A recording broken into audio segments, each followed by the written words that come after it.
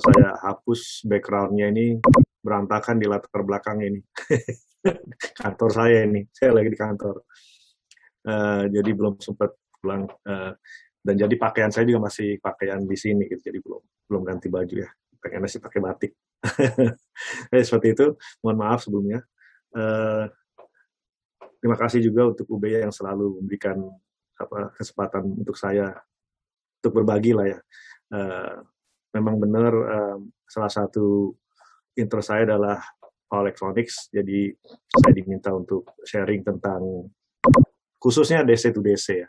Karena memang setelah berkarir di Kapolri ini, kebanyakan pengalaman saya beradanya di sektor industri yang berhubungan dengan DC to DC seperti itu. Jadi untuk keempat workshop yang akan saya coba berikan hari ini dan 3 minggu mendatang ya. Insya Allah akan saya coba sharing tentang pemahaman DC-to-DC converter. Dan ini tentunya topik yang tidak kecil ya, ini topik yang besar. Jadi saya kurang tahu berapa banyak yang saya bisa cover untuk 4 kali workshop ini. Jadi semampu saya nanti kita lihat sampai semana kita bisa cover ya. Nggak apa-apa ya, Bu Rini ya, kita fleksibel aja gitu ya. Oke. Silakan. Terima kasih. Karena untuk pemahaman DC to DC sama untuk yang lain-lain juga ya. Kalau kita buru-buru nanti malah ngejar target gitu ya, jadi malah nggak ngerti gitu kan. Jadi mungkin kita pelan-pelan aja, tapi yang mudah-mudahan bisa dipahami dan mudah-mudahan akan memicu banyak pertanyaan dari audiens. Betul. Nanti kita cari kesempatan yang lain lagi untuk lanjutannya. Oh ya, insya Allah, amin. Oke, saya share dulu kalau gitu PowerPoint saya. Ya seperti ini. Ya, bisa kelihatan ya ininya, PowerPoint-nya. Kelihatan, Prof. Ya, jadi bagian pertama ini saya akan coba ulas tentang design of practical buck converter. Kenapa buck? Karena menurut saya kalau kita untuk ini ya DC to DC ya, khusus tentang DC to DC converter. Bagi saya pribadi, buck converter ini adalah kunci. Kalau kita memahami buck converter, ya, isinya in and out gitu ya, itu insya Allah kita akan bisa memahami juga topologi-topologi yang lain, yang selain buck ya, termasuk boost, buck boost, macam-macam semua. Jadi kalau kita paham konsep-konsep dasar dari buck converter, insya Allah kita akan mudah memahami, menganalisa, ya, dan mendesain konverter yang lain. Jadi ini kuncinya, dan ini selalu yang saya tekankan juga di mahasiswa saya. Jadi kalau sudah bicara tentang buck, biasanya saya panjang lebar, dan saya kalau mengajar tentang buck converter ini bisa beberapa kali pertemuan. Ya. Baru nanti setelah boost, buck boost saya percepat karena intinya sama juga gitu. Makanya saya bilang tadi buck ini merupakan kunci, ya, kunci untuk memahami konverter-konverter yang lain. Ya. Sekedar menginfokan pengalaman saya untuk mendesain DC to DC itu sudah beberapa kali, alhamdulillah diberikan kesempatan di beberapa kali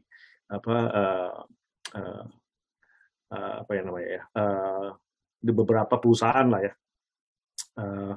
Seperti contohnya pertama kali DC yang saya desain itu untuk peralatan rumah sakit yang namanya CAT scanner ini. Ya, jadi seperti ini gambarnya, dan ini di dalamnya ini yang muter ini itu ada power supply-nya.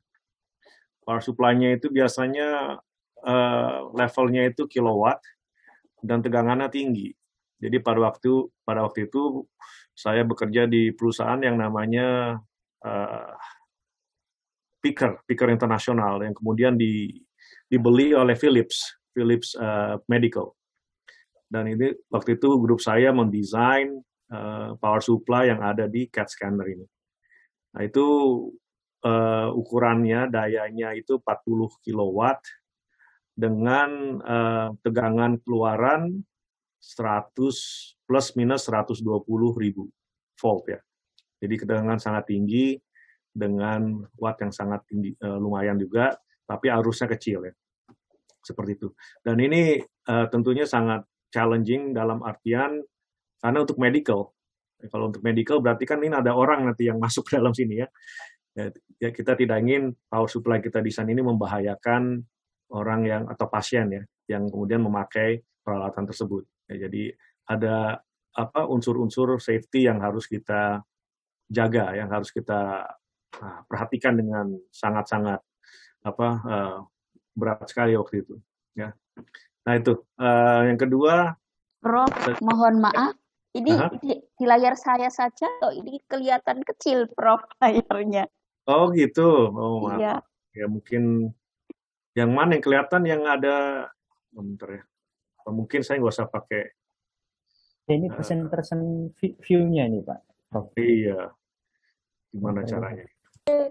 Display settingnya mungkin 2 layar ya Pak, Prof? Iya betul, saya 2 layar. Maaf, iya. Display settingnya, mohon maaf, Prof. Display setting di atas itu, Prof. Ada di sisi kanan kiri atas. Mohon maaf. Ada show taskbar, display setting. Oke, nanti bisa betul. Itu. Iya. Oke, lurus Pak, betul. Diklik Pak. Nah, iya. Sudah, Prof. Oke. Maaf. Ya, kebanyakan ngurus DC to DC jadi begini, ngurus PowerPoint aja nggak bisa ini. Oke, makasih atas bantuannya. Oke, ini sekarang udah besar ya berarti ya, kelihatan? Sudah. Terima kasih. Oke. Ya, yang kedua pengalaman saya adalah ketika mendesain power supply untuk ini pesawat tempur F-35. Itu ada 3 power supply yang saya desain di dalamnya. Insya Allah, ya alhamdulillah jalan ya, kalau enggak ya berarti jatuh itu pesawatnya. Untung aja jalan ya, alhamdulillah sampai sekarang masih dipakai power supply-nya. Terus juga power supply DC to DC untuk tank ya, tank yang generasi barunya Amerika, tank Abrams namanya. Ya, dia yang bisa anti radiasi ya, seperti itu. Terus juga untuk sistem propulsionnya NASA, high voltage power supply, pernah saya desain juga. Kemudian ada juga yang mendesain power supply, pernah saya mendesain power supply untuk DC to DC lah ya, untuk lampu LED. Dan ya seperti itu beberapa pengalaman saya yang berkaitan dengan DC to DC converter. Untuk sekarang ini, proyek saya sekarang ini saya sedang mendesain power supply juga untuk NASA, ini untuk satellite imaging system. Terus juga satu lagi untuk fire detection sensor, ya seperti itu. Oh ini gambar F-35-nya. Oke. Untuk outline dari workshop hari ini yang part 1 ya, insya Allah nanti ada part 2-nya. Part 1-nya nanti nggak tahu sampai seberapa kita bisa cover hari ini. Mungkin saya sediakan sekitar 30 menit terakhir ya untuk tanya jawab, harus pasang jam juga ini. Sekiranya berkenan, saya akan coba sisakan beberapa menit, mungkin 20 menit sampai 30 menit terakhir untuk tanya jawab. Oke. Part 1 ini tentang DC to DC basics, terus steady state analisisnya, analisa steady state-nya, design equation-nya, terus selection komponennya, jadi komponen selection-nya, cara memilih komponen-komponennya. Part 2-nya nanti tentang closing the loop, control selection, loss considerations, layout, sama bagaimana memperbaiki efisiensi. Oke, jadi ini masih awal sekali ya, jadi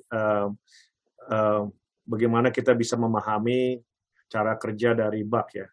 Untuk memahami cara kerja dari bug, kita harus pahami juga awalnya itu dari mana ya, asal dari rangkaian asalnya itu dari mana, nanti kita lihat ya.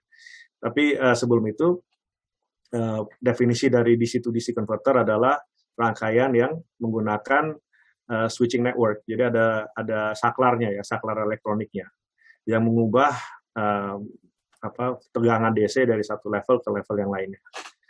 Secara umum ada dua macam topologi, yang satu non-isolated, yang kedua isolated. Artinya kalau non-isolated ya nggak ada trafonya di dalamnya, ya tidak perlu menggunakan trafo, berarti tidak ada isolation between input and output.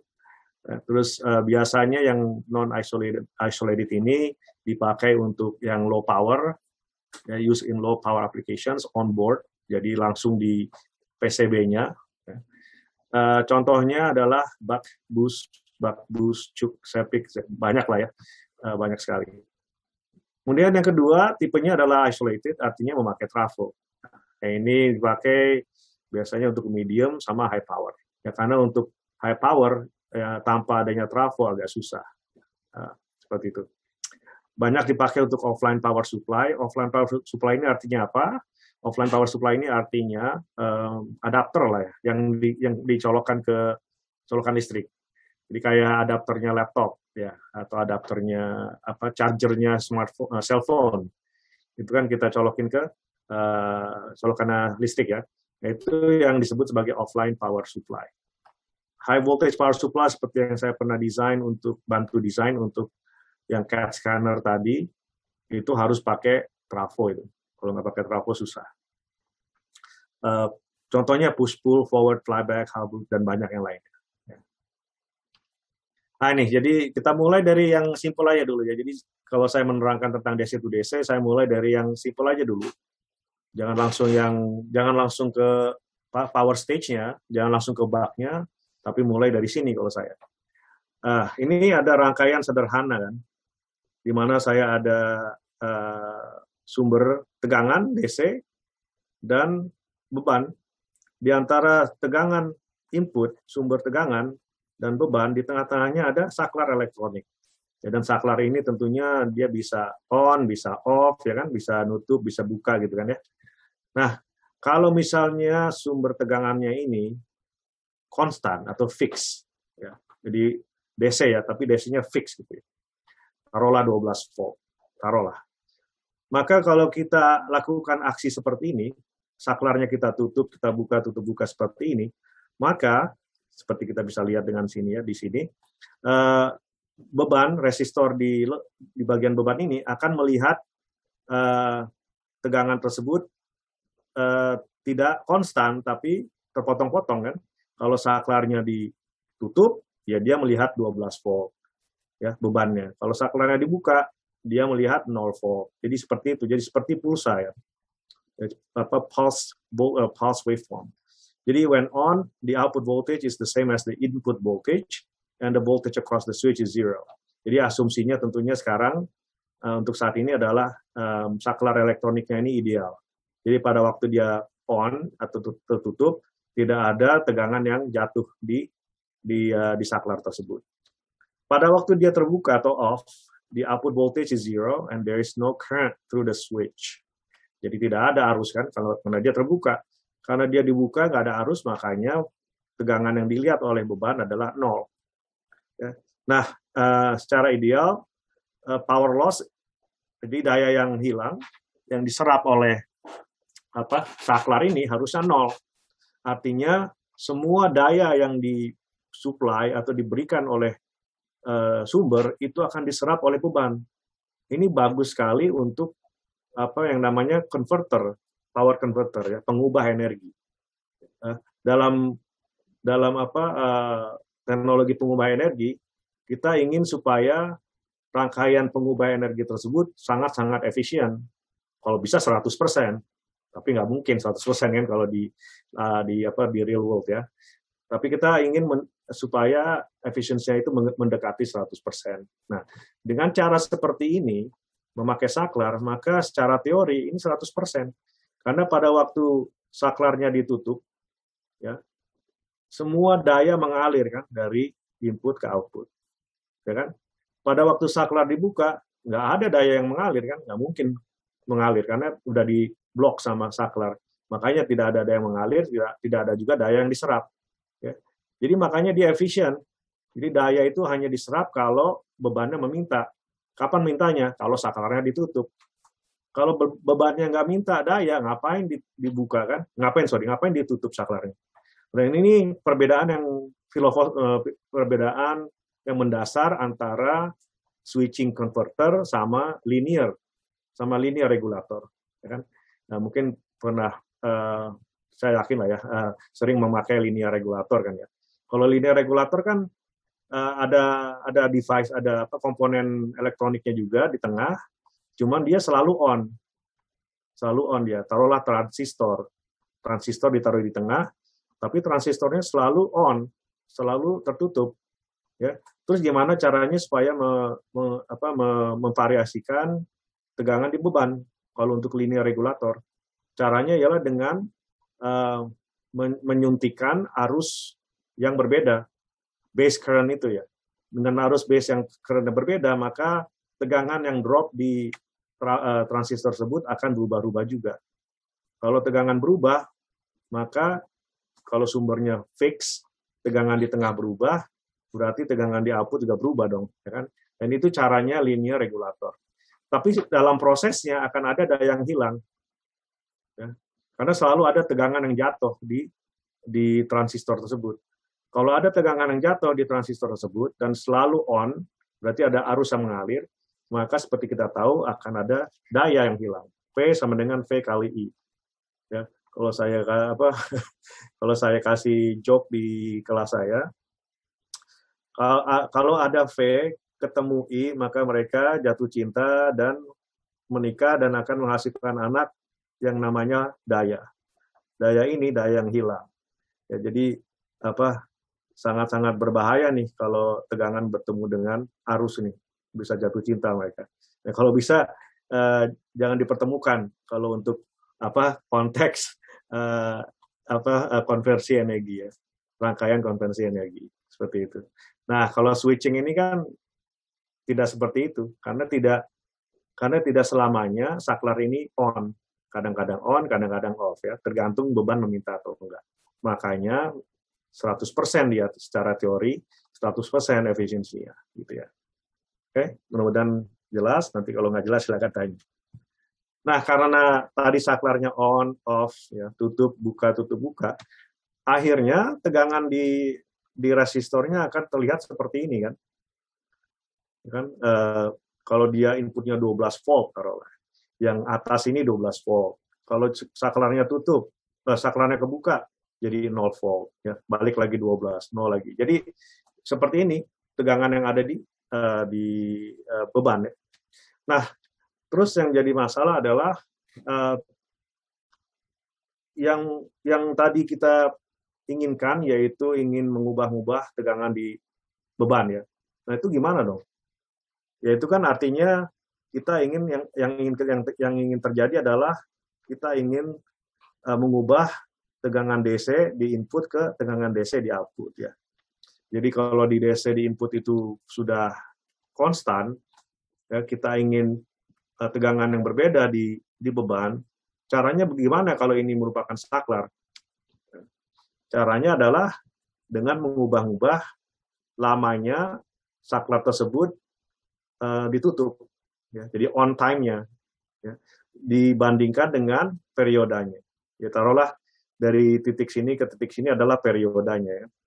Kalau misalnya lamanya saklar tersebut on dibandingkan dengan periodanya, ya, itu bisa kita mainkan, maka yang namanya average value dari tegangan di beban itu akan dapat diubah-ubah juga. Artinya seperti ini. Kalau saya ada beban ya, kalau misalnya ada beban nih, kalau misalnya ini beban dan beban itu melihat tegangan itu lurus aja, seperti itu, lurus aja. Ya. Taruhlah 12 volt, lurus aja ya. Maka beban tersebut akan melihat rata-rata tegangan sebanyak 12 volt juga kan. Tapi kalau saya interupsi tegangannya seperti ini, jadi nggak lurus aja 12 volt. Tegangan sekarang melihatnya 12 volt, terus ngedrop 0. 12 volt lagi, terus ngedrop lagi 0. Apakah beban tersebut akan melihat rata-rata tegangan yang sama, yaitu 12 volt? Nggak mungkin kan? Karena dari sini aja kita sudah bisa melihat bahwa di beberapa saat tegangan melihat 0 volt, tidak selalu melihat 12 volt. Jadi artinya semakin lama beban itu melihat 12 volt di dalam satu periodenya, akan semakin dekat besaran beban tersebut ke 12 volt. Gitu. Ya, jadi kalau misalnya bebannya pengen menjadi cuma 1 volt, dari 12 volt ke 1 volt, ya jangan sampai beban itu melihat 12 voltnya terlalu lama. Ya, disedikitkan aja. Sedikit melihat 1 voltnya, sedikit lagi. Ya, jadi dari situ bisa dari situ makanya beban itu akan melihat tegangan rata-rata yang besarnya 1 volt. Ya. Matematisnya, kalau tadi kan cuman ceritanya aja ya, secara gambar. Matematisnya ya seperti ini.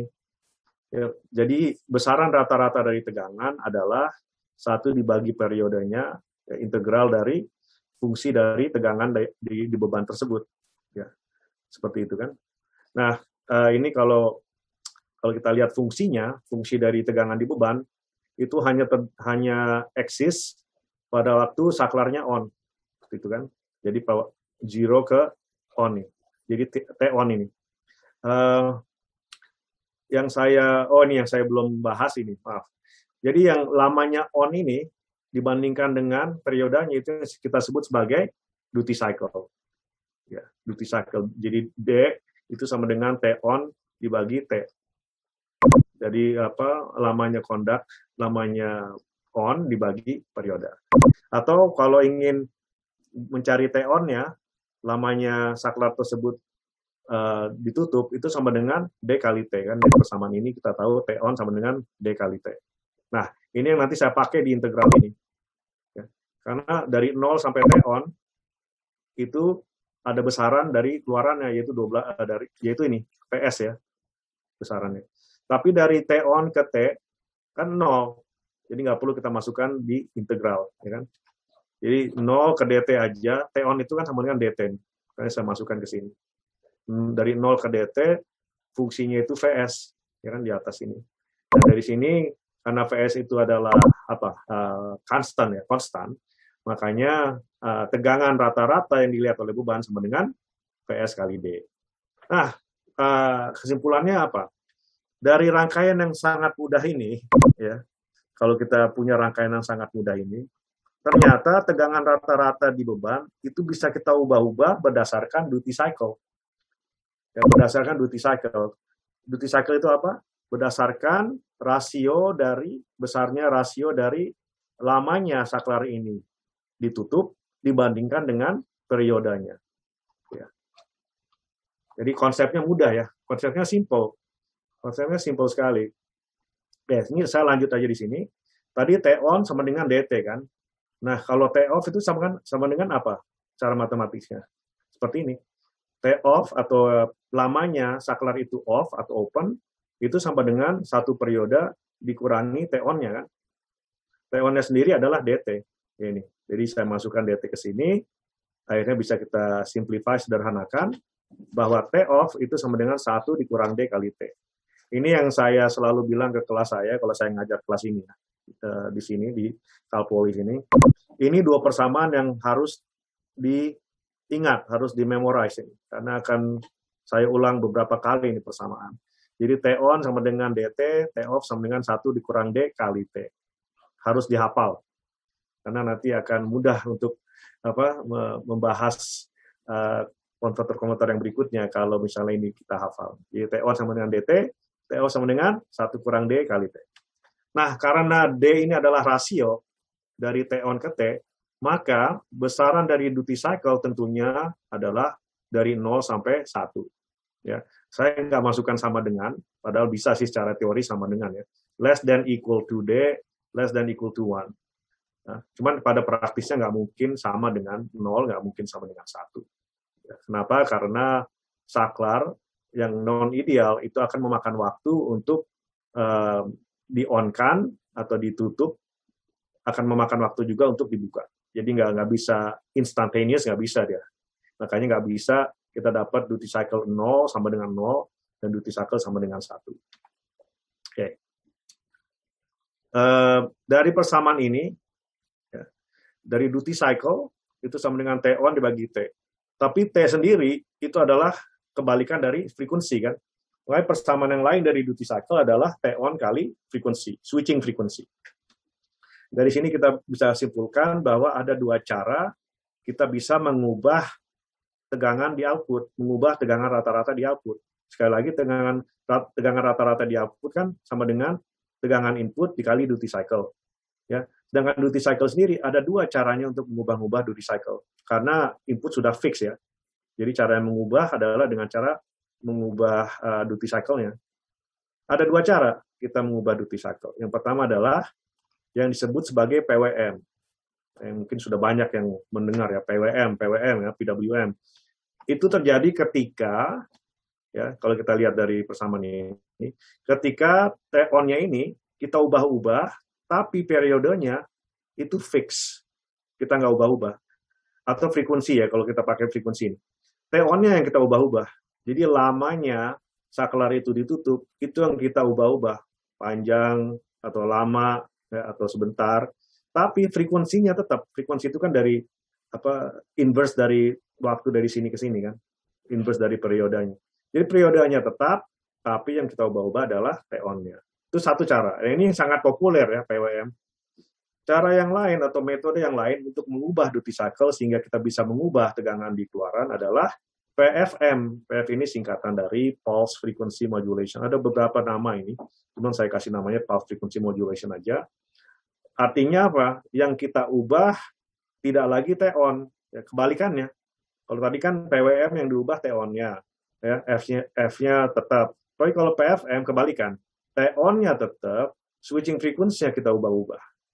Hasilnya tetap sama kan, perubahan di duty cycle. Seperti itu. Ini saya ada gambarnya.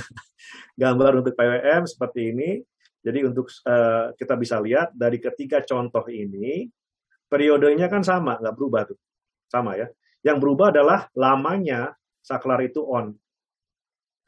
Kalau lamanya saklar itu on, bukan lamanya apa ya, durasi ya.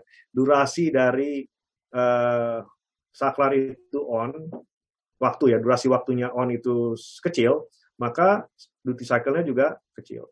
Ya, medium ya jadi medium. Kalau dia besar nih, durasinya, lama durasinya, maka dia duty cycle-nya juga akan menjadi besar. Ya.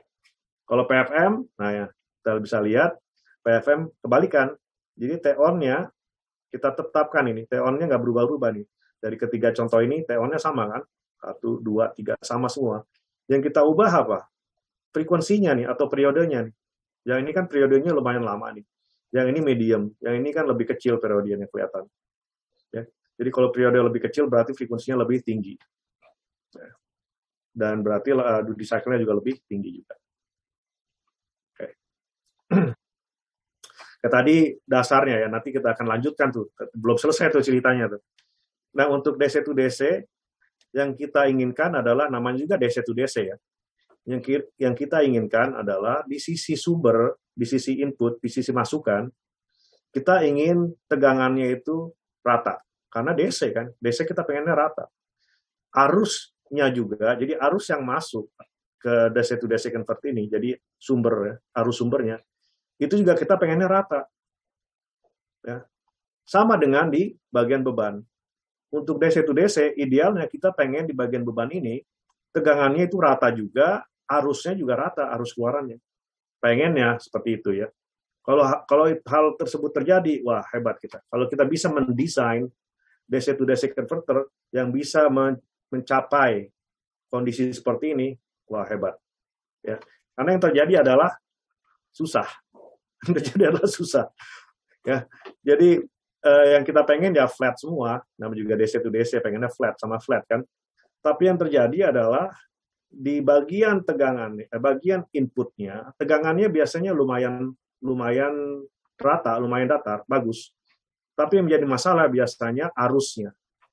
Arusnya biasanya punya riak ya, mungkin bahasa Indonesia ya, atau ripple bahasa sini. Jadi nggak flat ya. Makanya perlu filter. Bagian luarannya sama juga. Biasanya tegangannya itu juga tidak rata. Tegangannya itu akan terjadi satu fluktuasi ya, walaupun kecil. Susah untuk mendapatkan tegangan yang benar-benar flat. Ya, seperti itu. Jadi sangat-sangat sulit untuk mencapai kondisi seperti ini. Makanya saya bilang kalau bisa seperti ini hebat. Mendesain DC to DC seperti ini wah hebat. Oke. What is buck converter? Jadi saya sudah bahas tadi ya, saya sudah sebut ya bahwa buck converter itu adalah kunci. Jadi kalau di sini ada adik-adik mahasiswa yang ikut, kalau ingin memahami tentang converter, pahamilah buck. Ya, luar dalam harus dipahami. Kalau paham buck, insya Allah yang lain akan mudah memahami. Buck converter adalah DC to DC converter circuit that steps down at DC voltage at its input. Sudah tahu lah ya, step down dia. Jadi dia menurunkan tegangan. Dia non-isolated, artinya tidak ada trafonya, dan sering dipakai untuk board level circuit. Ya. Pakai untuk cellphone, banyak sekali ya di dalam cellphone kita tuh yang namanya buck converter. Ya, it is the most widely used DC to DC topology. Ya. Jadi sangat penting buck ini. Terutama untuk low power, tapi bukannya tidak memungkinkan untuk memakai buck itu untuk high power juga. Bisa juga, cuman lumayan sulit untuk high power. Okay. Harus ada trik-triknya lagi untuk memakai buck di high power. Oke. Sama kayak yang tadi kan, saya bilang kan belum selesai nih ceritanya, masih lanjut nih cerita. Ya. Jadi kalau ini sudah paham yang ini, kita bisa lanjut nih. Nah, tadi sudah saya sebut bahwa outputnya ini bentuknya seperti square wave ya. Dan saklarnya ini biasanya tadi kan saya sebut ada periodenya ya, ada frekuensinya. Frekuensinya ini kalau DC to DC biasanya ya sekitar seratusan kilohertz. Ya. Sekarang sudah mulai juga merambat ke sekitar 2 sampai 4 megahertz. Jadi lumayan tinggi frekuensinya ya kalau untuk rangkaian switching. Mungkin bagi beberapa partisipan di sini, audiens di sini, angka ini mungkin merasa tidak begitu impresif ya. Tapi kalau kita bayangkan secara fisik saja ya, ini kan sebenarnya sangat-sangat pencapaian yang sangat lumayan ya, lumayan lah dalam artian teknologinya ya. Kita bayangkan ya, 1 megahertz saja. Kalau misalnya kita bisa punya teknologi ya, teknologi saklar elektronik yang bisa dibuka atau ditutup gitu ya, on off dengan frekuensi 1 megahertz. Artinya apa? Artinya dalam 1 megahertz itu artinya apa? 1 megahertz itu artinya 1 juta switching action dalam 1 detik per detiknya. Jadi bayanginnya seperti ini aja ya. Di rumah pasti ada lampu, ada saklar lampu kan. Ya, silakan coba pakai tangan kita sendiri, nyalain sama matiin lampu bohlam di kamar kita. Berapa banyak kita bisa matiin nyalain dalam 1 detik? Paling cuma 2 kali, paling banyak, ya kan? 2 kali per detik. Kalau kita pakai saklar elektronik itu bisa nyalakan dan matikan ya saklarnya itu dalam hitungan 1 juta benar ya, 1 juta per detik. 1 megahertz itu kan 1 kali 10 pangkat 6 ya. Berarti 1 juta actionnya per detik. Bisa dibayangkan nggak tuh? Susah kan ngebayangkannya juga. Ya dari situ kita punya perspektif yang baru ya. Wah ternyata memang kalau dibandingkan dengan saklar lampu aja udah susah ya kita ngebayangin aja gimana coba saklar kok bisa on off 1 juta kali per detik, bingung kan mikirnya juga, saya juga nggak kepikir itu gimana caranya ya. Tapi ya seperti itu, teknologi sekarang mampu untuk membuat DC to DC converter dengan saklar yang bisa on and off 1 juta kali per detik, malah ada yang sampai 4 megahertz per detik, artinya 4 juta kali per detik. Aduh, nggak tahu bayanginnya gimana.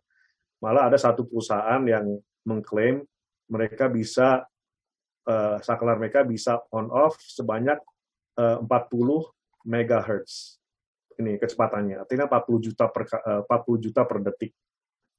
Luar biasa ya kalau misalnya benar ya teknologinya. Oke. Nah, karena ini tadi square wave. Nah, square wave ya, yang tinggi, rendah, tinggi, rendah. Padahal tadi saya bilang kalau untuk DC maunya apa? Maunya kan rata kan. Sedangkan yang kita dapatkan kalau pakai rangkaian yang sederhana tadi adalah tegangan di luarnya adalah apa? On, off, nggak bagus kan seperti ini kan. Terus gimana dong caranya untuk kita bisa membersihkan tegangan tersebut? Kita pakai filter. Ya. Why not add a low pass LC filter? Sudah belajar kan filter ya untuk adik-adik di kelas rangkaian. Nah, jadi tambahan dari rangkaian tadi, ini kan rangkaian yang sebelumnya, yang simple. Ya. Karena tegangan di luarannya itu masih square wave, saya akan pasang low pass filter nih. Supaya tegangan di luarnya menjadi semakin rata. Jadi tidak terlalu seperti tadi. Jadi rata aja sekarang. Karena pakai low pass filter ini. Oke. Nah, ini memang memecahkan satu masalah, tapi akan menimbulkan masalah yang lain. Kenapa? Karena di dalam LC filter ini ada L-nya. L-nya ini dia kan bisa menyimpan energi. Oke. Jadi bayangkan pada waktu saklarnya nih on nih. Pada waktu saklarnya di-on-kan. Arus mengalir kan. Arus mengalir dari sumber. Mengalirlah di arus ke induktor. Ya, secara bersamaan akan memproduksi flux di dalam induktornya. Dan fluxnya ini berjalan di dalam core-nya. Ya. Dia terus berjalan, akan minta supaya terus berjalan, nggak boleh berhenti ini fluxnya. Harus berjalan terus, namanya continuous flux kan. Nah, tapi tiba-tiba kita matikan saklarnya, kita buka saklarnya. Ya, kalau kita buka saklarnya, maka arusnya akan mati juga kan ke induktor tersebut. Kalau arusnya mati, berarti secara mendadak fluxnya ini harus berhenti. Padahal untuk induktor, flux ini nggak boleh berhenti secara mendadak. Ya. Nah, akibatnya gimana? Akibatnya, karena dia ingin energinya itu harus berjalan terus, ya, akhirnya ini tegangan di titik ini akan turun secara drastis. Ya, turun secara drastis. Kenapa? Dia akan turun terus. Kenapa? Supaya untuk memaksa elektron itu istilahnya ya, loncat dari sisi sini ke sisi sini. Karena kalau elektron bisa loncat, maka arus akan tetap mengalir kan. Jadi fluxnya senang lagi, happy lagi, bahagia lagi. Ya. Jadi fluxnya ini berusaha supaya ada tetap aliran arus listrik ke induktornya. Pada waktu arus listrik itu kita stop, marahlah dia. Jadi kalau istilah saya di sini ke mahasiswa saya bilang induktornya ini marah. Caranya dia menunjukkan kemarahan dia gimana? Dia turun tegangannya di sini. Turun drastis, ya, sehingga selisih tegangan dari sumber, ini kan sumber kan tegangannya ini ya, fix ya, taruhlah 12 volt.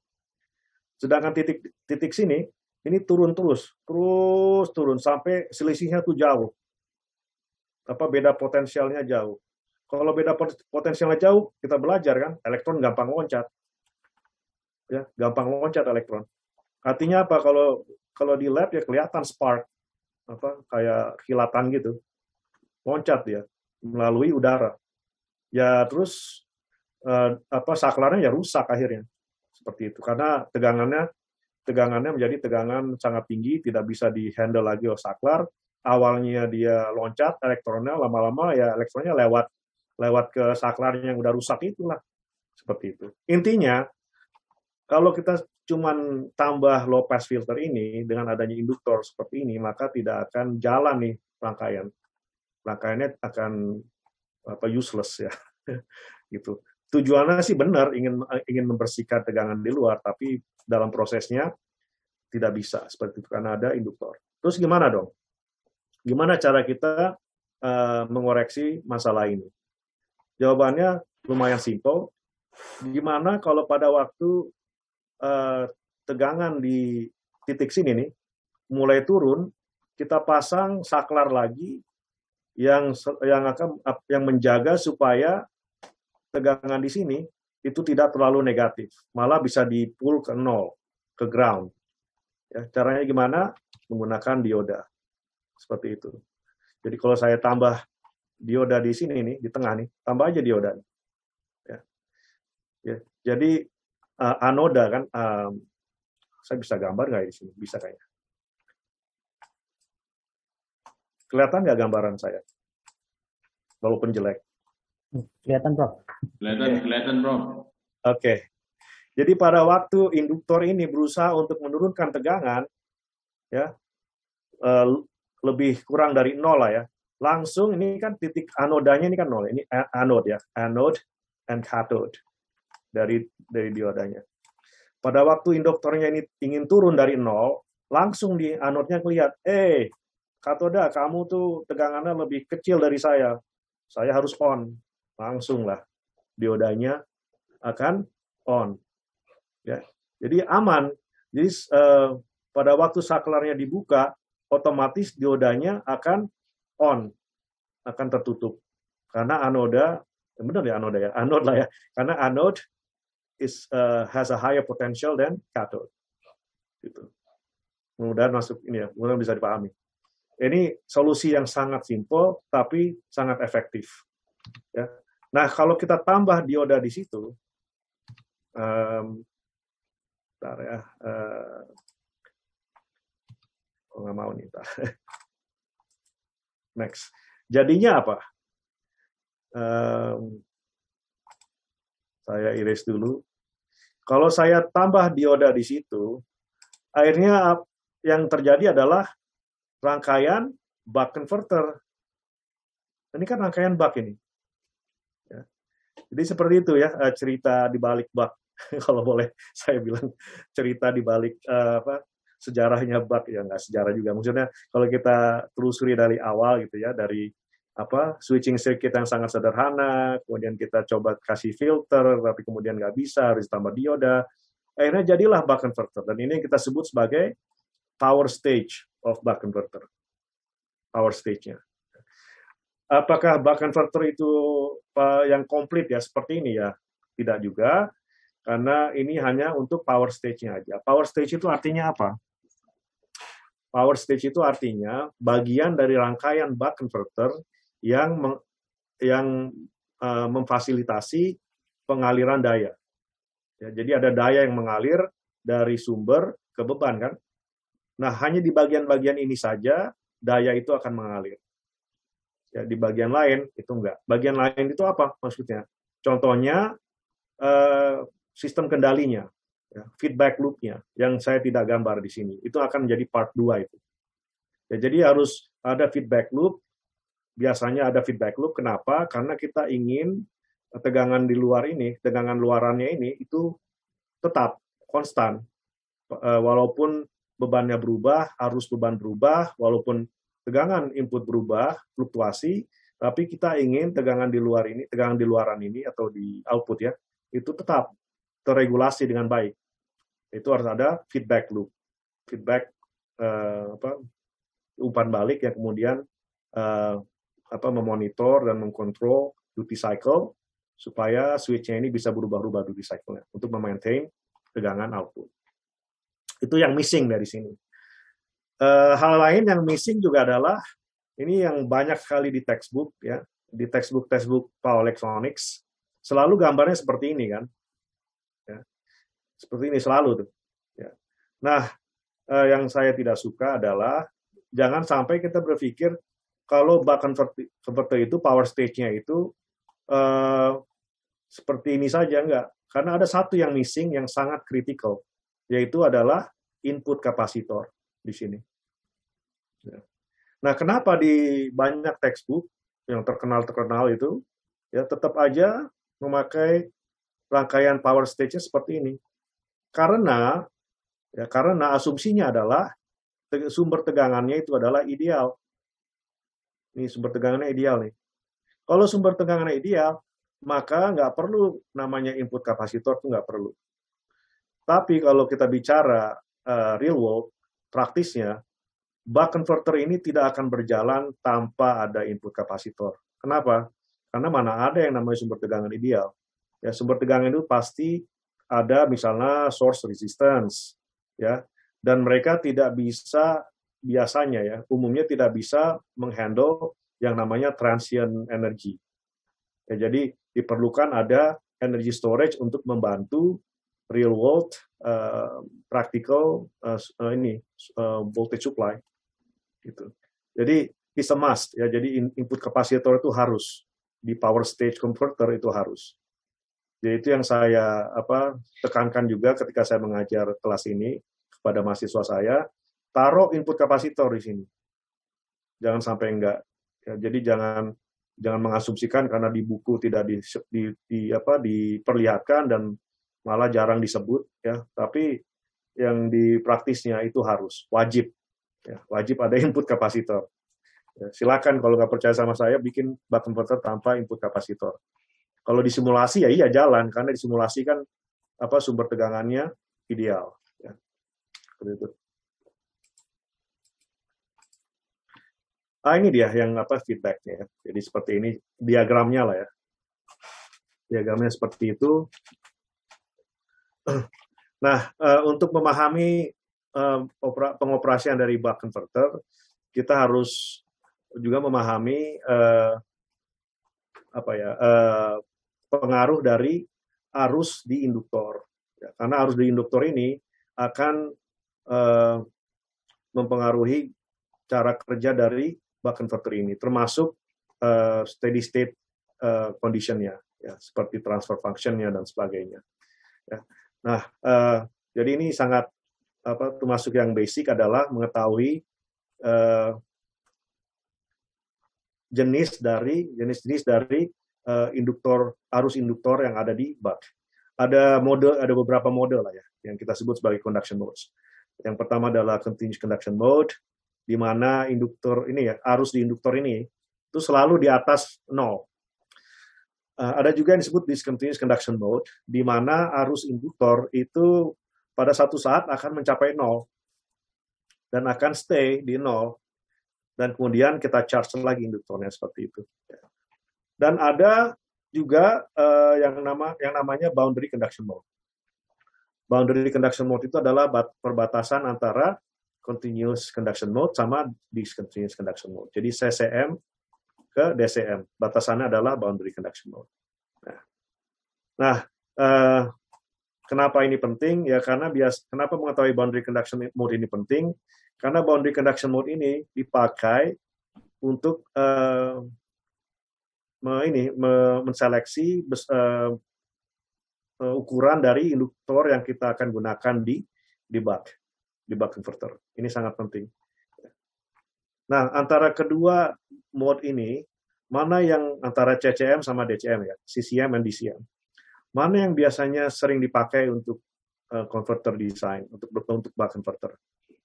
Yang biasanya dipakai adalah continuous conduction mode. Ya, untuk buck itu continuous conduction mode. Ya, ada berapa trade-off ya antara continuous conduction mode sama discontinuous conduction mode. Tapi mungkin saya akan ulas sekarang. Tapi ada trade-off-nya, ada keuntungan, ada kerugian mengoperasikan buck di CCM atau di DCM. Tapi pada umumnya desain dari DC to DC converter untuk buck itu memakai mode yang CCM. Ini salah satu hasil pengukuran di lab yang saya pernah coba untuk buck converter. Ini contoh buck converter yang CCM. Jadi ini dari oscilloscope. Nah, ini yang DCM seperti ini. Ya. Oke. Sekarang saya akan coba memulai analisa dari steady state ya. Analisa steady state dari buck yang beroperasi di CCM. Ya. Karena ini yang sangat sering dipakai CCM. Awalnya itu adalah kita ingin memahami transfer function. Transfer function itu artinya hubungannya apa antara tegangan di keluaran sama tegangan di masukannya.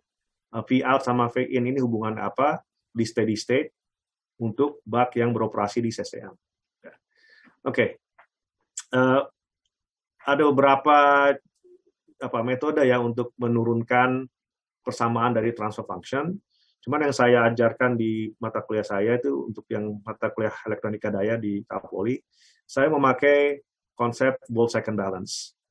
Volt second balance itu artinya untuk induktor ya. Jadi induktor ini adalah the main energy storage. Saya akan mengaplikasikan konsep volt second balance ke induktor. Karena saya tahu ya ini asumsinya ini ideal ya, induktor ideal. Untuk induktor yang ideal ya, tegangan rata-rata dari induktor yang ideal itu adalah 0. Ya, jadi tegangan rata-rata yang ada di induktor itu 0. Sebenarnya ini konsep yang tidak terlalu bukan hal yang baru. Kenapa? Karena kita tahu nama lain dari rata-rata adalah average. Nama dari rata-rata adalah DC atau DC. Ya. Jadi kalau ada orang ngomong, what is the average voltage across the inductor? Itu sama dengan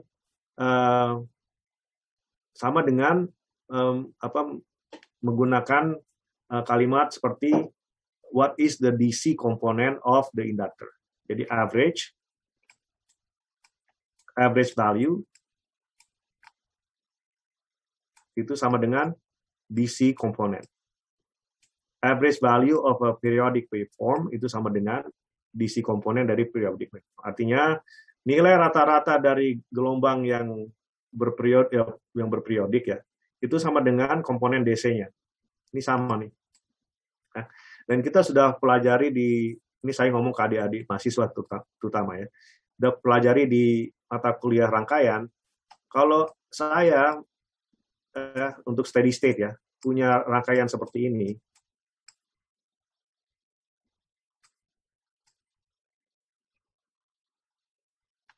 ya, ini DC nih. Ya. Kemudian saklar ini saya tutup. Ini apa yang terjadi? Yang terjadi adalah pada waktu transient ya belum ada, sebelum steady state akan ada perubahan arus.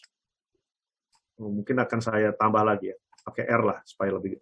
Kalau nggak ntar infinite ya, pakai R. Ya seperti itu. Ini ada I-nya di sini ya, arus. Jadi RL circuit lah ya. Jadi pada waktu saklarnya saya tutup, ada fase transient kan ya. Lalu kemudian pada masa steady state yang terjadi adalah besaran dari arusnya itu pasti adalah VDC dibagi R ya kan. Ini steady state loh ya. Artinya apa? Pada waktu steady state, induktor ini karena dia sumbernya adalah DC, ya, induktor ini beraksi sebagai short circuit. Short circuit apa ya? Hubungan singkat ya. Kayak kawat aja lah. Ya, jadi dia acts like a short circuit like that. Ya, jadi karena dia DC maka dia beraksi sebagai short circuit. Jadi arusnya pada steady state itu adalah VDC dibagi R. Ya. Nah, sama juga ya. Kalau misalnya induktor ini berfungsi sebagai kawat saja, ya, short circuit, berapa tegangan di induktor ini pada waktu steady state? Pada waktu steady state terjadi. Tegangannya udah pasti 0 volt. Ya kan? Ini terjadi pada waktu steady state dan DC sumbernya. Sama aja dengan yang saya omongin barusan kan. Bahwa in volt second balance, the average voltage across inductor adalah 0. Ini. Statement ini sama dengan apa yang adik-adik sudah pelajari di kelas rangkaian dulu. Ya, seperti itu. Ya, jadi itu DC, inductor look like a short. Makanya dia 0. Ya. Nah, sebenarnya kalau dilihat dari matematisnya seperti ini, VL average itu sama dengan 1/T 0 to T, ya kan, seperti itu, VL of T dt. Ya, seperti itu. Cuman kita tahu kan di rangkaian ini hanya ada 2 state. Ya, hanya 2 state yang ada di rangkaian ini. State apa aja? State yang pertama ialah ketika saklarnya on. Nanti kita bahas lagi. Ketika saklarnya on itu state nomor 1. Yang kedua adalah ketika saklarnya off. Jadi hanya 2 state aja. Artinya kalau saya pecahkan nih VL of T, tegangan di induktor, akan ada 2 tegangan. Yaitu tegangan yang namanya VL on dan VL off. Jadi tegangan di induktor pada waktu saklar on, tegangan di induktor pada waktu tegangan open atau off. Ya, aduh, panjang. Oke. Nah, nanti akhirnya seperti ini nih persamaannya. Dan kita akan lihat nanti bahwa tegangan di induktor ya, itu maaf ini saya nulis pakai mouse jadi agak susah ini. Ya, seperti itu. VL on, ini bisa kita bagi menjadi 2 nih integralnya. Ya. Saya nggak ada catatan di sininya di PowerPoint-nya, jadi harus saya tulis di sini. Ya, seperti itu. Jadi bagi 2, T on ke T. Ya, seperti itu. Terus ini VL off. Ya, seperti itu. Sama dengan 0. Di average value-nya sama dengan 0.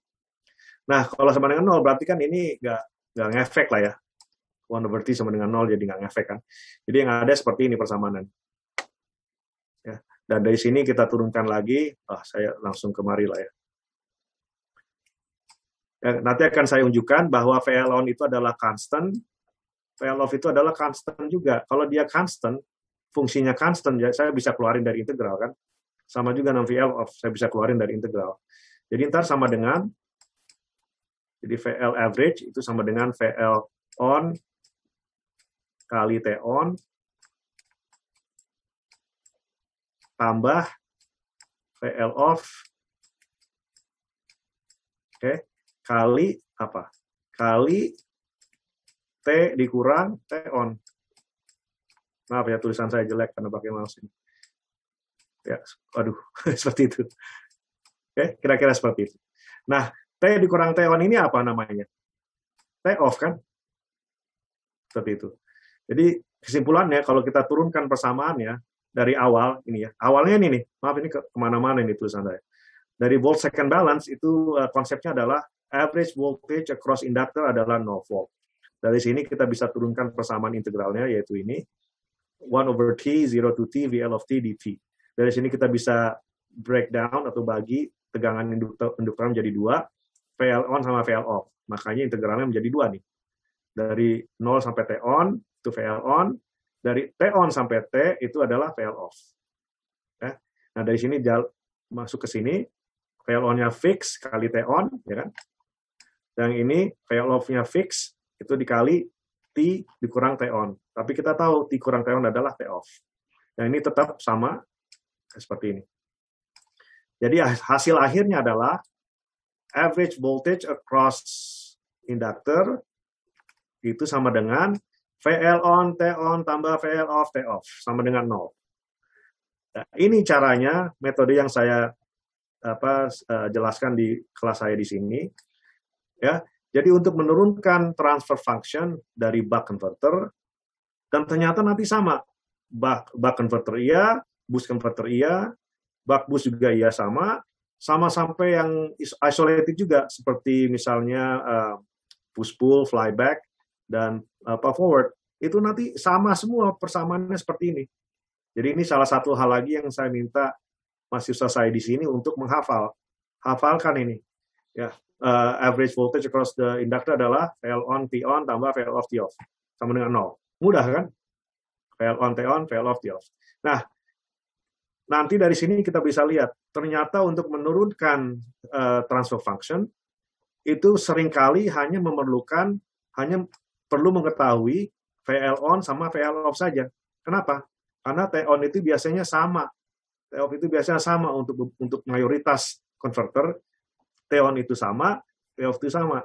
Jadi nggak perlu repot lagi menurunkan T on sama T off karena selalu sama. Yang perlu diturunkan atau perlu diketahui adalah VL on sama VL off-nya. Nah, ini berbeda-beda nanti. Kalau buck seperti ini, kalau boost seperti ini VL on-nya, tapi T on-nya selalu sama untuk buck boost sama buck boost ya. Bisa kita lihat nanti. Oke. Mungkin saya clear all drawings. Next. Oke. Jadi ada dua state kan, tadi saya bilang state di mana saklarnya on sama saklarnya off. Sekarang kita lihat kalau saklarnya on. Rangkaiannya akan berubah. Tadi kan rangkaian awalnya seperti ini. Kalau saklarnya on, rangkaiannya berubah nih. Ya. Jadi seperti ini. Kalau rangkaian saklarnya on, itu diodanya akan reverse bias namanya. Karena titik ini akan menjadi plus dari sumber kan. Kalau ini 12 volt, maka titik ini menjadi 12 volt. Sementara di sini 0 kan karena ground. Ya, sedangkan kita tahu di bagian bawah adalah anode. Di atas adalah cathode. Jadi kalau anode-nya 0, cathode-nya 12 volt ya tentu aja diodanya off. Seperti itu. Ya. Dan akhirnya energinya berjalannya seperti ini, arusnya berjalan seperti ini. Ya. Jadi energinya disediakan oleh sumber ya, masuk ke beban seperti itu dan arusnya balik lagi seperti ini. Oke. Nah, tadi kan saya bilang untuk menurunkan steady state transfer function-nya perlu VL on sama T on, VL off sama T off ya. Oke. Nah, ini VL on nih. Tadi VL on itu apa artinya? VL on itu artinya tegangan di induktor ketika saklarnya pada posisi on. Bisa kita lihat sekarang berapa tegangan di induktor tuh, berapa? Kalau ini V out, ini kita maintain ya, ada feedbacknya, kita maintain sebagai V out, jadi fix nih. V out-nya fix, VS-nya juga fix. Berapa tegangan di induktor? VS dikurang V out kan? Mudah saja kan? VS dikurang V out. Nah ini kan fix. Kalau VS-nya fix, V out-nya fix, maka VL-nya juga fix. Maka tadi saya bilang di sini VL on-nya ini fix nih. Ya, besarannya seberapa? Kalau untuk buck, besarannya sekitar VS dikurang V out. Seperti itu. Nah ini, jadi VL on sama dengan VS dikurang V out. Ya, masih kurang T on nih. Ya, kita kan sekarang lihat state yang pertama. VL on udah dapet. T on-nya berapa? T on kan tadi kita sudah pelajari. Yang tadi itu, awal-awal. Ya, jadi duty cycle adalah rasio dari T on ke T kan? Maka T on adalah D kali T. Nah, ini dia T on-nya nih. Nah, ini yang perlu dihafal juga. Karena di mayoritas konverter, T on itu selalu DT. Untuk yang idealnya ya tentunya, kondisi ideal. T on itu selalu DT. Ya. Yang berubah adalah VL on-nya.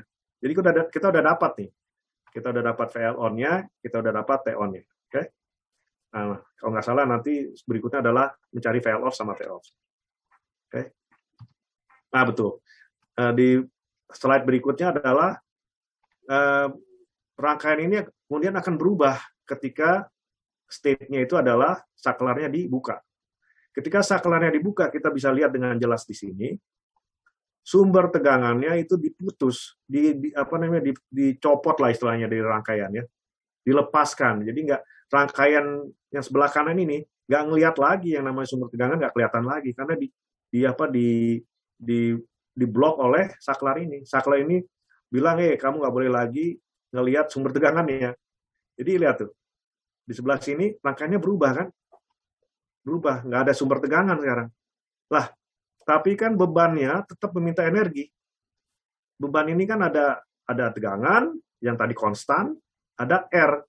Tadi pakai hukum Ohms kita tahu kalau ada tegangan, ada R, maka akan ada arus.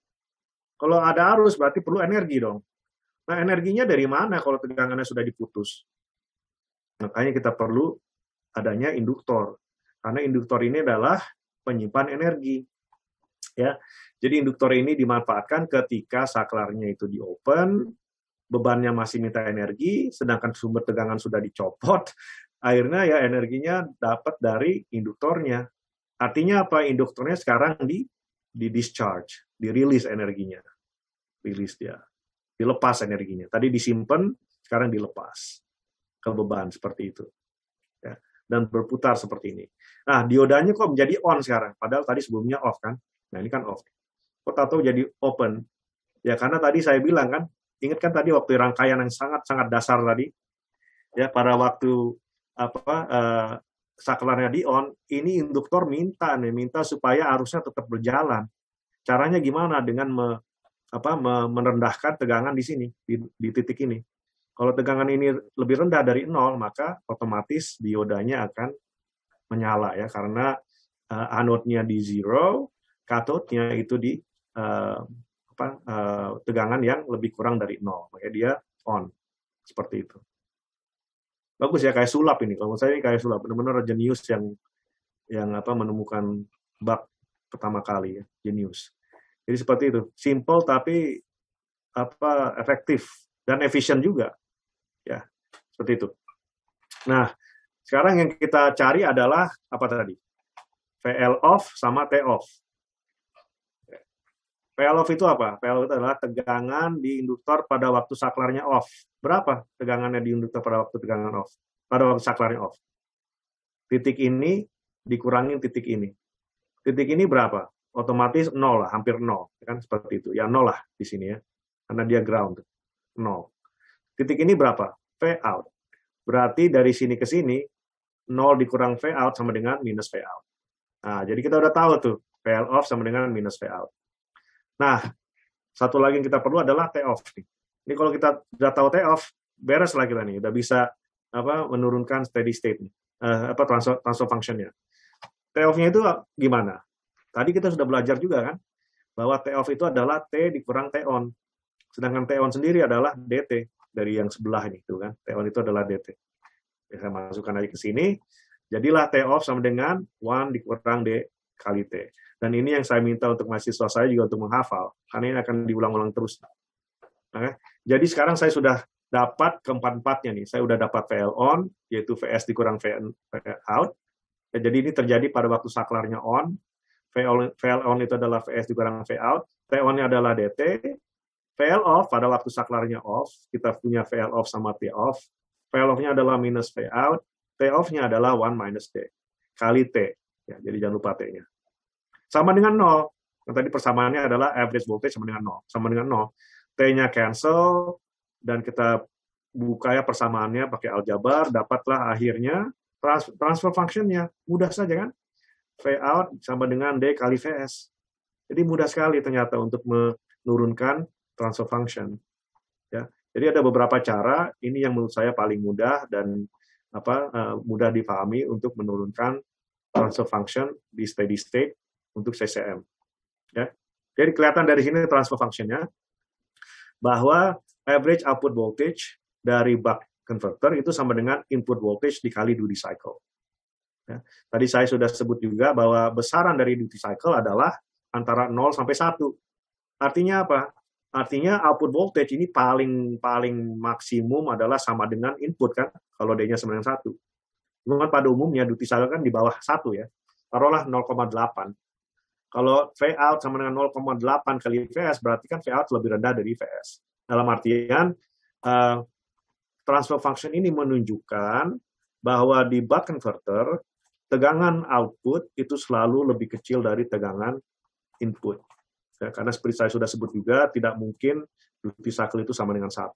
Jadi selalu di bawah 1. Jadi artinya ini step down. Ya. Dan yang menarik adalah, ini berhubungan dengan teknologi DC. Ya, dulu Edison tidak punya teknologi trafo, karena trafo hanya bisa untuk AC. Ya. Dengan adanya buck converter ini, kita punya trafo untuk DC sekarang ini. Ini kan sama aja kayak trafo. Ya. Trafo kan fungsinya untuk step down, step up ya, untuk AC ya. Kalau DC pakainya apa? Pakailah DC to DC converter seperti ini. Ya. Dengan pakai buck, kita bisa step down voltage, sama kayak trafo. Ya, jadi salah satu alasan kenapa dulu saya jatuh cinta sama elektronika daya adalah karena saya baru ngeh gitu, ternyata ada trafo untuk DC. Ya, dan pakainya ya teknologi ini, teknologi yang simple seperti ini. Ini kan simple. Ya. Dengan seperti ini kita bisa membuat trafo DC. Oke. Jam berapa sekarang? 8.48. Oke, saya lanjut deh. Oke, tadi sudah menurunkan transfer function-nya. Sekarang yang ingin saya coba share adalah gimana kita memilih komponen. Ini adalah bagian penting dari desain. Jadi kalau kita mendesain DC to DC converter, kita harus tahu cara memilih komponen-komponen, power stage-nya, controller stage-nya, macam-macam ya. Tapi kalau untuk hari ini kita bicara tentang power stage-nya aja. Ya, artinya kita perlu tahu gimana caranya kita memilih input kapasitornya, gimana kita cara memilih MOSFET-nya atau saklarnya, induktornya, diodanya, output kapasitornya, dan sebagainya. Ya. Sekali lagi saya ingin tekankan, kalau kita paham ya konsep dari cara kita memilih komponen di BAT, maka insya Allah untuk topologi-topologi yang lain itu akan dapat memahaminya, menganalisa dengan cara yang sama dan mudah insya Allah dengan cara yang saya akan coba paparkan di sini. Ya. Jadi kuncinya ini BAT ini. Oke, ceritanya masih panjang sebelum kita ke sana nih. Jadi untuk menseleksi komponen ini, yang paling utama adalah, yang paling penting adalah induktor. Induktor ini adalah komponen pentingnya karena dia yang menyimpan energinya. Ya. Jadi untuk memilih induktor, kita harus memahami lagi cara kerja induktor tersebut, utamanya dengan arusnya ya. Jadi arusnya induktor. Ini tadi kita sudah kita turunkan ya. Jadi untuk saklarnya on, statusnya on, ya. Tegangan di saklar, tegangan di induktornya adalah Vs dikurang Vout. Ya. Dan secara persamaan dari tegangan di induktor. Jadi tegangan di induktor adalah L di IL dt. Ya, itu sama dengan Vs dikurang V0. Dari sini kita tahu di IL dt sama dengan Vs dikurang V0 dibagi L. Seperti itu. Ya, jadi dari persamaan ini saya dapat turunkan persamaan di IL dt sama dengan Vs dikurang V0 dibagi L. Ya. Nah, yang sangat menarik adalah dari sini saya bisa buktikan bahwa pada saat saklarnya itu on atau ditutup, ternyata induktornya itu charging. Taunya dari mana? Karena posisi tegangan di induktor tersebut adalah positif. Kalau posisinya positif berarti dia charging kan? Kenapa bisa begitu? Nah, kita bisa lihat dari persamaan ini ya nanti ya. Tegangannya positif saya bilang kan. Kenapa positif? Karena Vs dibagi V0 itu sama dengan positif, benar nggak? Tadi kan saya bilang buck itu adalah step down. Ya, step down itu artinya apa?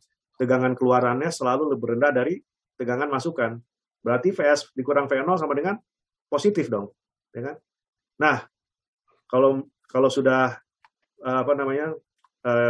saya sudah bisa meyakini bahwa yang ada di numerator ini adalah positif. Sekarang kita lihat denominatornya, ya, bagian bawahnya nih L.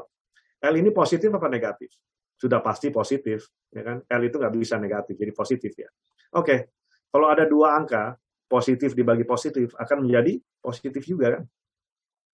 Nah ini ini pentingnya apa kita tahu sign-nya itu positif?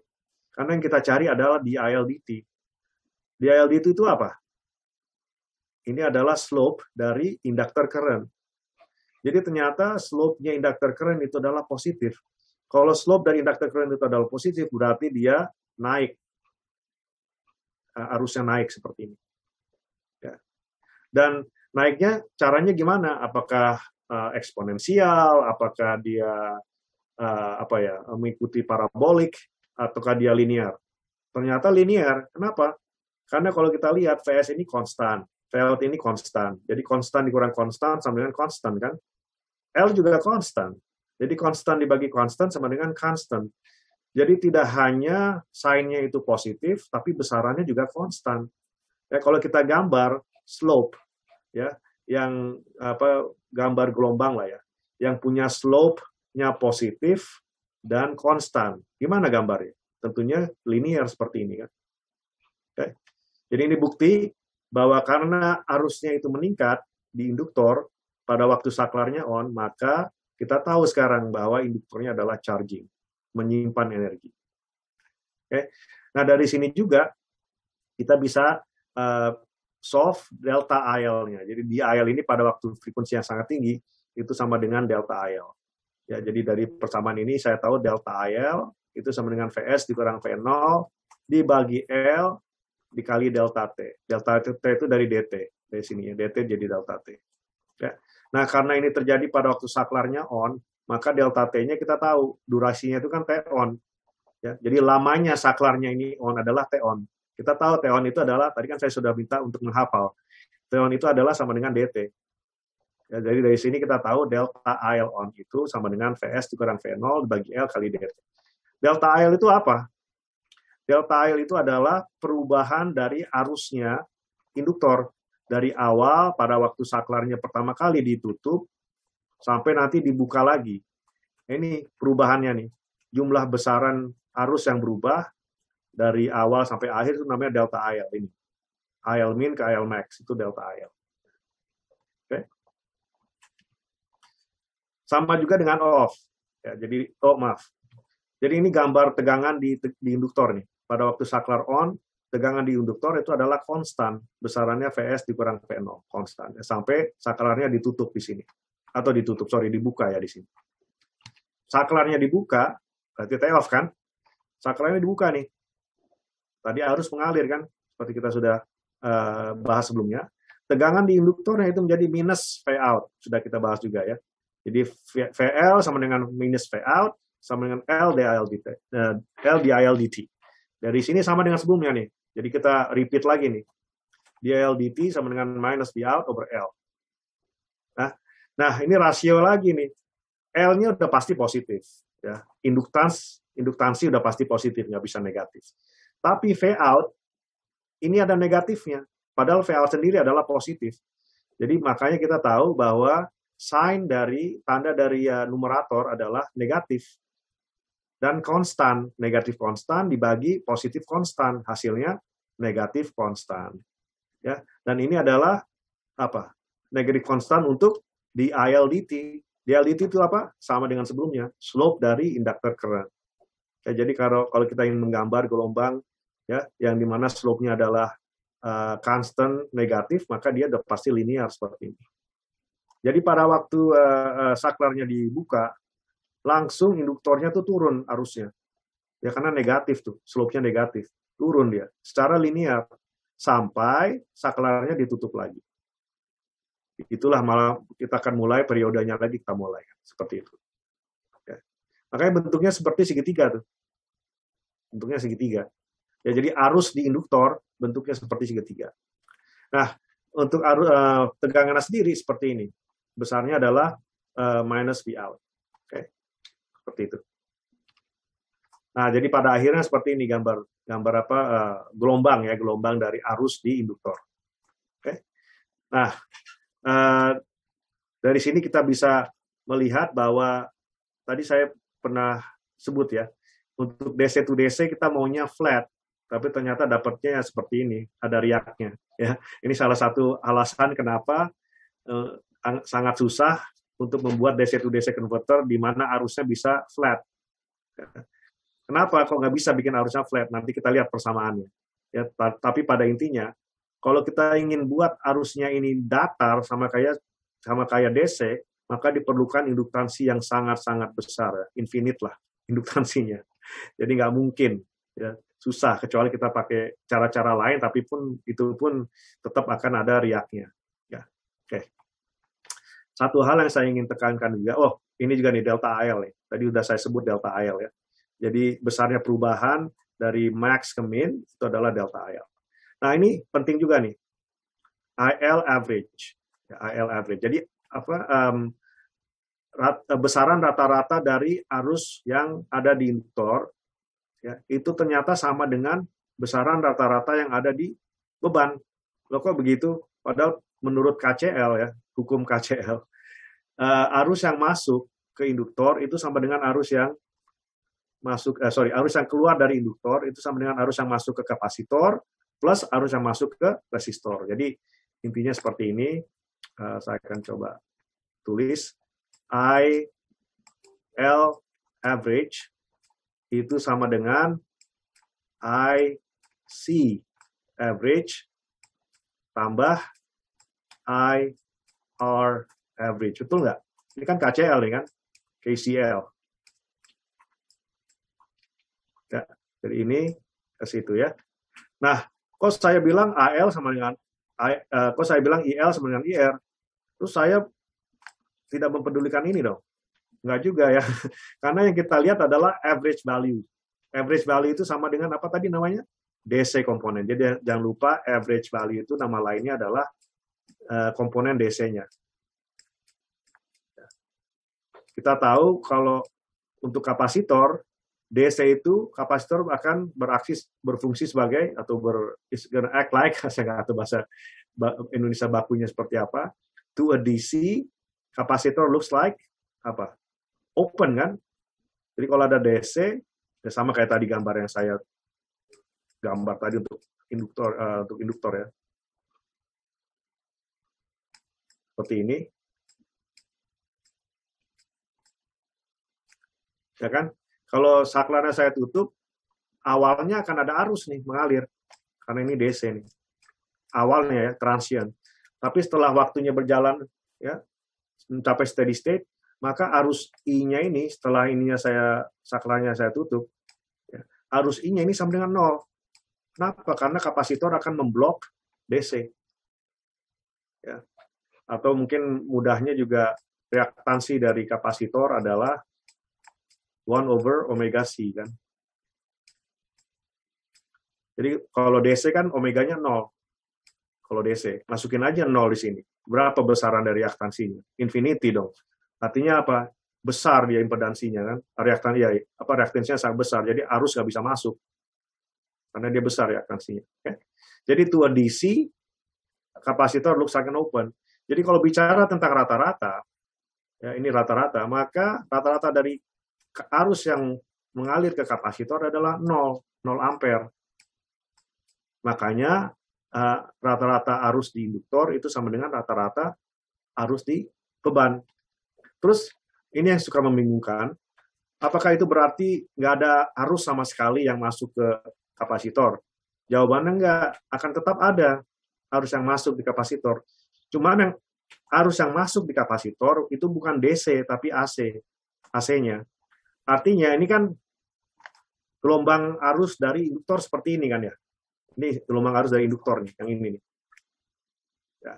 Ketika arus ini split, berbagi menjadi 2 arus, maka hanya yang rata-ratanya saja yang masuk ke resistor. Sedangkan sisanya nih, yang fluktuasi ini, itu masuk ke kapasitor. Artinya di kapasitornya, ya, arusnya itu akan berbentuk seperti ini. Yaitu dengan cara mengambil offsetnya. Jadi DC-nya kita tarik, artinya karena kapasitor nggak bisa ngelihat DC, maka DC-nya diblok sama kapasitor. Kalau DC-nya diblok, berarti yang tersisa adalah AC-nya. Ini yang terlihat adalah seperti ini. Ya. Jadi seperti itu. Tetap ada arus, cuman dia arusnya arus AC. Bolak-balik ya. Ya, dan masuk akal karena kapasitor kan charging discharging sama kayak induktor ya. Makanya dia harus AC, arusnya tuh harus AC, bolak-balik arusnya dia. Oke. Nah ini persamaan, mungkin sebentar lagi saya akan tutup ya. Persamaan dari IL min, jadi apa arus induktor yang minimum nih IL min itu sama dengan average value-nya. Ini average value yang sebelah sini, saya akan clear dulu semuanya. Ini average value-nya itu ini. Average value ini. Ini average-nya. Jadi IL min itu sama dengan IL average dikurangin delta IL dibagi 2. Delta IL kan dari min ke max ya. Kalau dibagi 2 berarti ya besarnya seperti inilah, dibagi 2 dari sini ke sini. Ya. Jadi IL average dikurangin delta IL dibagi 2 sama dengan IL min yang ini. Kalau cari IL max ya tinggal ditambah aja. IL average ditambah delta IL dibagi 2.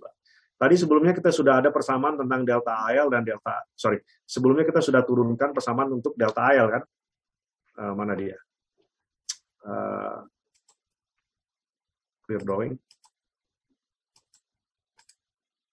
Ini delta IL. Ini delta IL untuk off. Ini delta IL untuk on. Jadi kita sudah turunkan tuh persamaan untuk delta IL sebelumnya. Oke.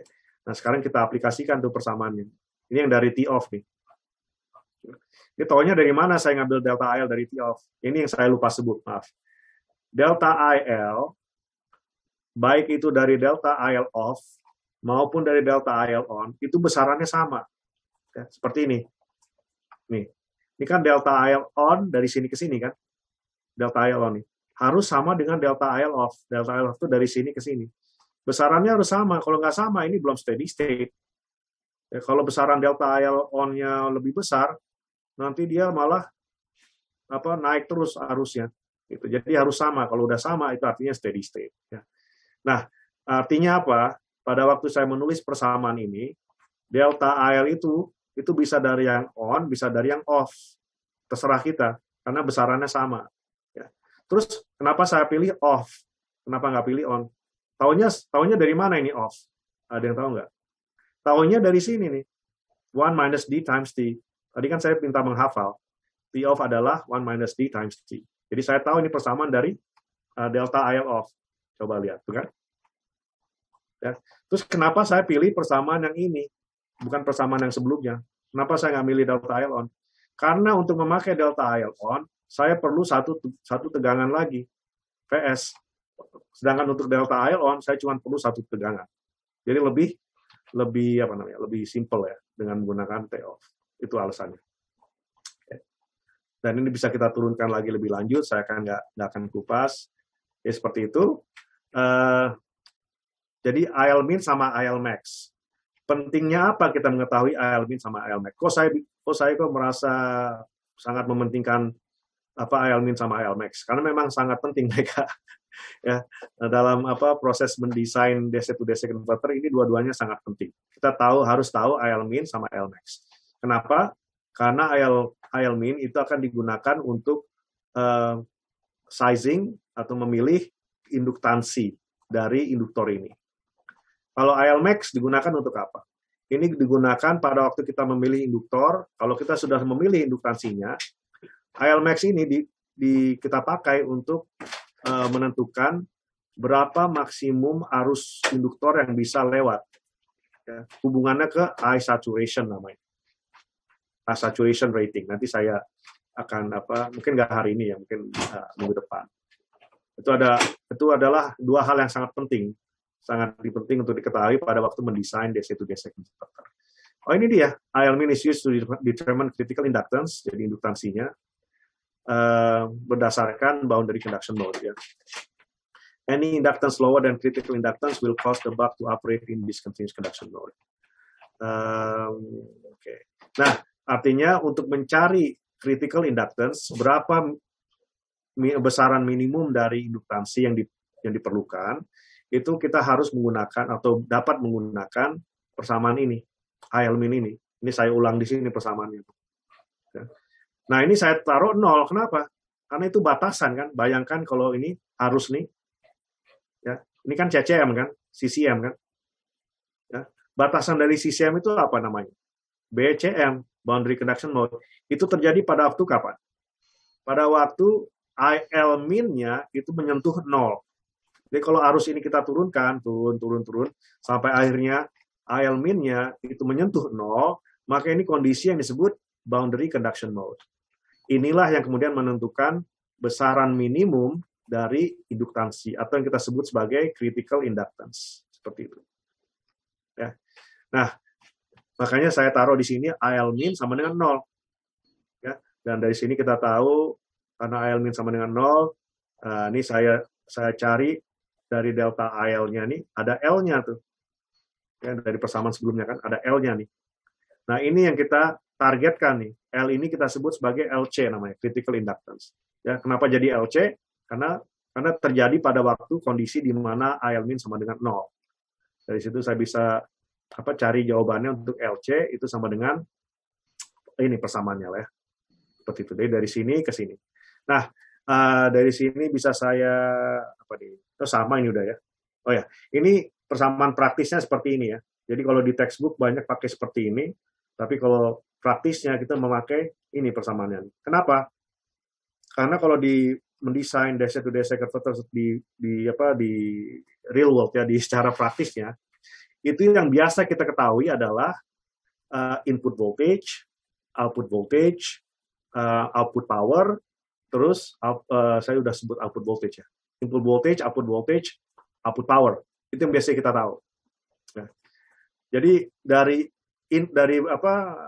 parameter yang diberikan yang kita tahu ya, itu yang bisa kita pakai untuk LC. Jadi ada perbedaan antara persamaan di textbook sama persamaan di praktisnya. Ini praktisnya seperti ini. Karena kita tahu nih, kalau mendesain DC to DC converter, kita tahu payout-nya berapa. Itu karena biasanya diberikan oleh customer. Ya. IOT min itu tahu dari power, dari daya dari DC to DC-nya. Kalau misalnya saya mendesain desain DC to DC converter yang dayanya 10 watt dengan tegangan keluarannya 10 volt. Berarti kita tahu 10 watt dibagi 10 volt sama dengan 1 ampere, ya kan? Ya itu dia. Kita taruh di sini 1 ampere.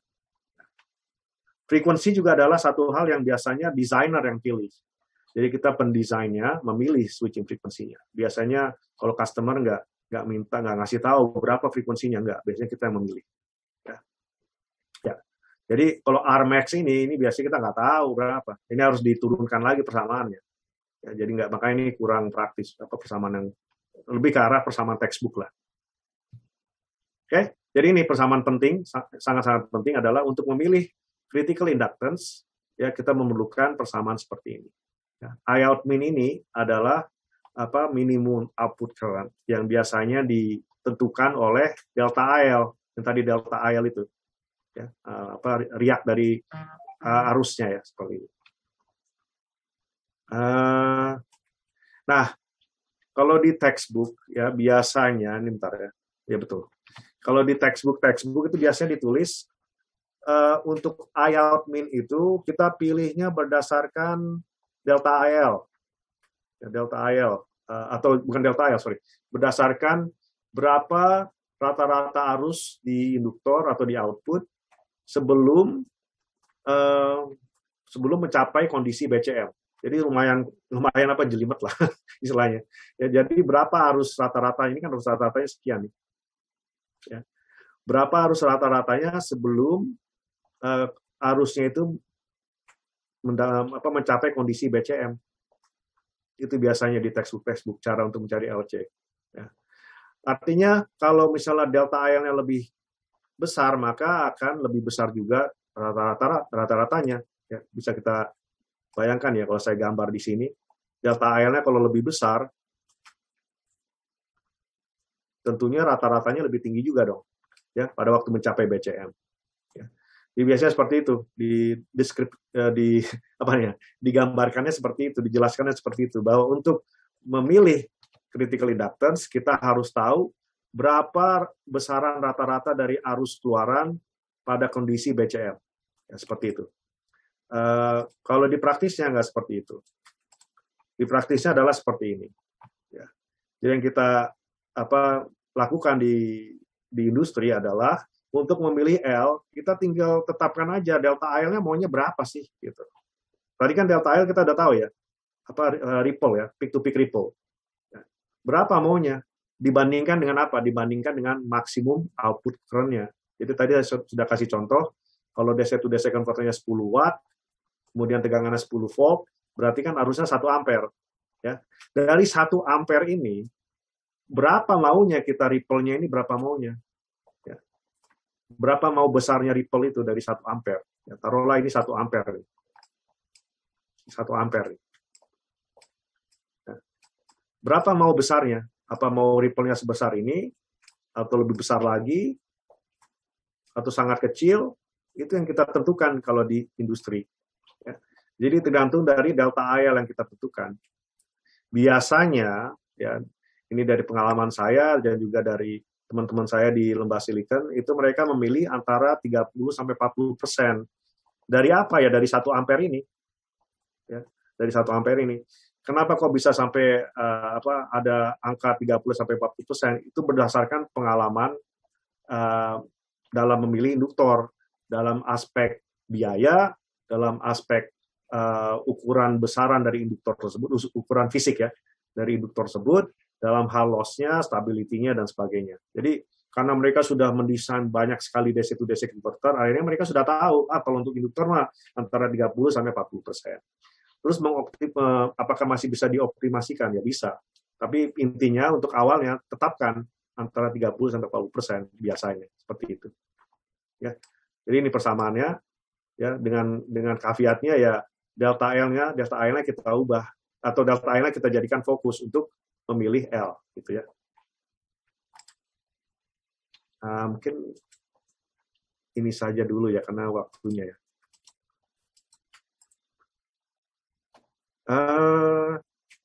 Bentar ya, kalau misalnya tanggung, ya nih, ini aja deh, satu lagi ya. Jadi kembali lagi ke persamaan dari critical inductance ya. Sudah saya sebutkan persamaannya seperti ini. Pada akhirnya ini persamaannya, dan dari sini kita bisa lihat trade-off ya, trade-off-nya kita bisa lihat. Trade-off-nya maksud saya seperti ini. Critical inductance itu sama dengan V out 1 dikurang D max dibagi delta IL dibagi kali F. Ya. Sekarang kita bisa tahu, nah dari sini kita bisa tahu manfaat dari memakai switching frekuensi yang tinggi. Tadi kan saya sebut di awal-awal ya, sampai ada yang pakai 4 MHz. Kenapa kok industri sampai pushing supaya switching frekuensi itu semakin tinggi. Salah satu manfaatnya adalah ini, LC ini. Karena kita lihat persamaan dari LC itu berbanding terbalik dengan F. Semakin tinggi frekuensinya, semakin apa? Semakin kecil L-nya. Ya, jadi semakin lebih ukuran induktornya itu semakin kecil. Jadi makanya cellphone sekarang bisa sampai kecil-kecil atau compact seperti sekarang karena induktornya udah bisa semakin kecil. Kenapa? Karena frekuensinya sudah semakin tinggi. Ya. Delta IL sama juga. Delta IL itu kan tadi riak ya, peak to peak ripple-nya ya. Kalau DC itu kan kita harusnya nggak ada riaknya ya. Kalau DC kan harusnya lurus aja, nggak ada peak to peak ripple-nya. Ya. Cuman silakan masukkan delta IL kalau kita nggak pengen nggak ada ripple. Berarti delta IL sama dengan 0 kan? Ya kan? Kalau misalnya kita pengen arus induktornya itu rata, nggak ada peak to peak ripple-nya, artinya delta IL-nya adalah 0. Silakan masukkan ke persamaan ini. Dapat apa tuh? Induktornya menjadi infinite. Tadi kan saya sebut di awal-awal juga, kenapa di praktis itu susah mendapatkan arus yang rata. Karena untuk mendapatkan arus yang rata, itu implikasinya adalah memerlukan induktansi yang infinity. Silakan cari induktansi yang infinity. Itu. Jadi nggak mungkin ya, susah. Oke. Mungkin karena kalau nggak salah ini udah waktunya ya. 96. Oke. Mungkin itu aja dulu dari saya untuk pembahasan hari ini. Sengaja saya bahasnya agak perlahan supaya dapat dipahami, mudah-mudahan seperti itu. Lebih dan kurangnya saya mohon maaf. Billahi taufiq wal hidayah. Wassalamualaikum warahmatullahi wabarakatuh. Waalaikumsalam warahmatullahi wabarakatuh. Ya, terima kasih Prof. Taufik untuk paparan materinya. Jadi benar-benar detail ya.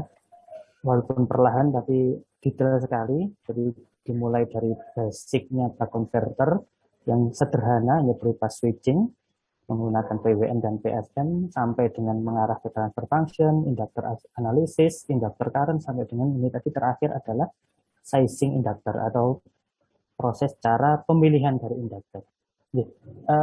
Untuk berikutnya, sesi berikutnya ini adalah sesi sharing atau mungkin sesi tanya jawab. Ini mungkin karena waktu, mungkin kita batasi mungkin 1-2 pertanyaan saja. Mohon maaf kepada para audiens semuanya. Dan untuk 1-2 pertanyaan ini mungkin akan saya fokuskan kepada narasumber pendamping yang sudah hadir, yaitu Putri Nurwati, Bapak Jasa Afriani, Bapak Lunde, atau mungkin Bapak Markus Ali. Monggo. Mungkin kalau ada pertanyaan. Mungkin kalau saya boleh mengusulkan ya, karena ini baru pertama ya, mungkin silakan diserap dulu